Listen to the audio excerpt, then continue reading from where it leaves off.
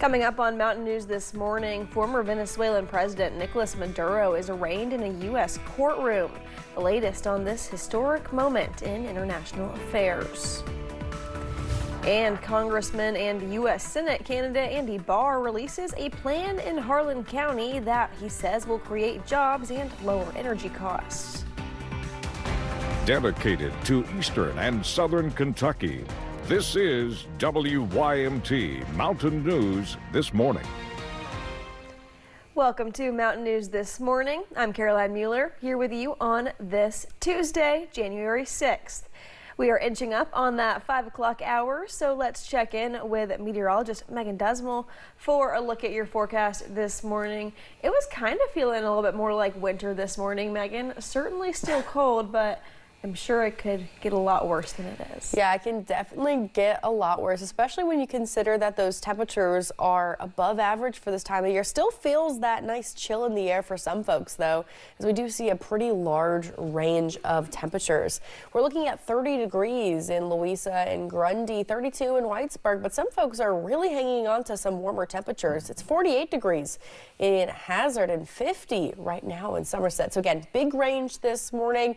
Really just kind of have to feel for it as you're heading out the door. But the good news is by the time we head into the afternoon, pleasant temperatures will take over once again. I mean, we're talking mostly a range of the low 60s, between 60 to 64 degrees with a few outliers here and there.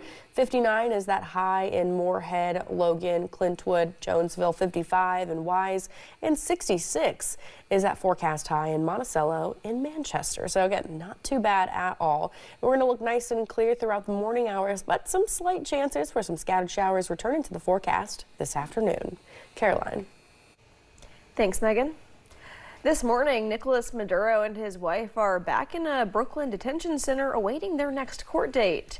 The two pleaded not guilty to federal narco-terrorism charges in their arraignment yesterday. In the arraignment, Maduro had a public outburst saying he's innocent and was kidnapped from his home.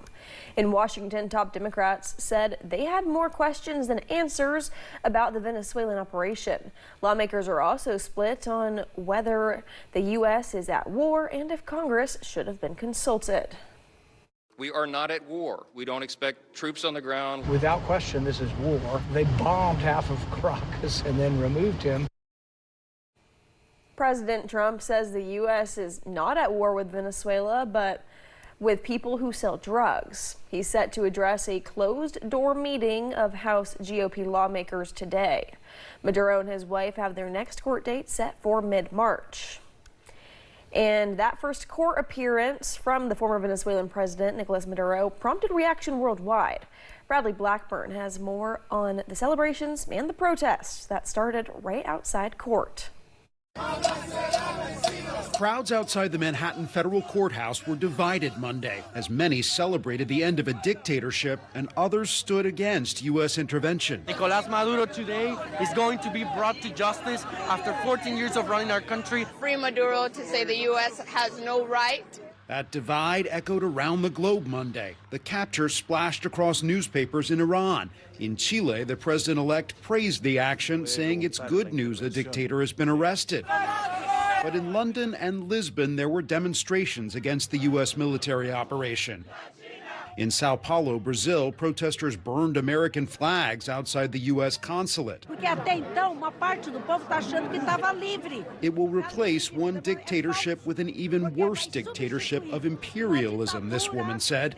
Across the U.S., even some supporters of President Trump were at odds. I'm concerned about the legality of going in and just kidnapping people, even though, on the other hand, I do believe this person is a ruthless criminal. President Trump does not speak idly. If he says he's going to do something, he does something. And Venezuelans now living in the U.S. are focused on what comes next. We know that this is the beginning of the end, and this will be the start of a new time for Venezuela. So many wrestling with what it all means for Venezuela and the world. Bradley Blackburn, CBS News, New York. The Danish Prime Minister also reacted to President Trump's renewed suggestion that the U.S. could take over Greenland, saying that if that were to happen, it would amount to the end of the NATO alliance. In Minnesota, Governor Tim Walz has ended his re-election campaign and will not seek a third term. The former vice presidential candidate has been under fire due to claims of potential fraud at some daycare centers in his state. Sources say former presidential candidate Amy Klobuchar is strongly considering a run for governor following Walz's announcement.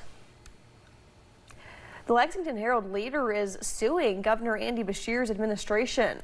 The newspaper says the governor's office violated the Open Records Act by denying their request to see Beshear's schedule and the schedules of Lieutenant Governor Jacqueline Coleman and Senior Advisor Rocky Adkins.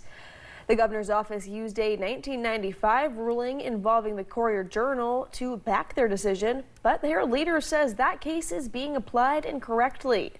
The Herald-Leader wants a judge to force the Commonwealth to release the records they wanted. U.S. Senate candidate Andy Barr was in Harlan County yesterday touring the historic Portal 31 coal mine and unveiling a plan he says would be a priority if elected. Congressman Andy Barr was joined by dozens of current and former coal miners, along with city and county leaders, as he argued Kentucky could play a major role in powering future technologies like artificial intelligence. Barr says Kentucky already has what it takes to meet that demand. We have the existing infrastructure here, we have the miners here, we have the energy here, we have the dispatchable capacity here to actually do the job before nuclear power could ever do what coal can do right now. Barr says he plans to take the proposal to Washington, framing energy and coal as a central part of his run for Mitch McConnell's U.S. Senate seat. Democratic Senator Reggie Thomas says he plans to submit a bill to raise the minimum wage in Kentucky. As of now, it remains at $7.25 an hour. Over the summer, the Kentucky Center for Economic Policy released a report saying that's a 75-year low in purchasing power. Senator Thomas says he has filed a bill to change the minimum wage for 10 years now. I'm going to talk about it as often as I can. We ought to pay them a wage that at least minimally, is something they can live off on, rather than relying on food stamps or a health care card or a voucher to live. Just meet their basic needs. State Representative George Brown says he hopes to raise Kentucky's minimum wage during this legislative session. Meanwhile, Republican State Senator Matt Nunn of Sadiesville has said he does not support a change, arguing a one-size-fits-all minimum wage isn't appropriate for a diverse Commonwealth. Kentucky lawmakers returned to Frankfort today to kick off the General Assembly session. The big focus this year is crafting a two-year state budget. Renovation work continues at the state capitol, which means lawmakers will convene in temporary chambers next to the Capitol Annex. That project is expected to take 3 to 5 years to complete. Wednesday night, Governor Andy Beshear will deliver his State of the Commonwealth address and budget proposal. Highway 41 in Todd County fully reopened yesterday, nearly a week after a train derailed carrying toxic materials. Crews worked all day Sunday to clean up the roadway. CSX, along with coordinating agencies, completed removing debris, stabilizing the site, and cleaning the roadway. The Kentucky Transportation Cabinet says after an inspection, the road is safe for normal traffic operations. Drivers are still encouraged to use caution due to ongoing monitoring. Thanks for getting your day started with us here on Mountain News this morning. Still to come, we'll tell you how a Lexington fudge shop owner is giving back to his community in the good side. And as temperatures heat up again, it's definitely not going to feel like winter. I'll tell you how much warmer we can expect later.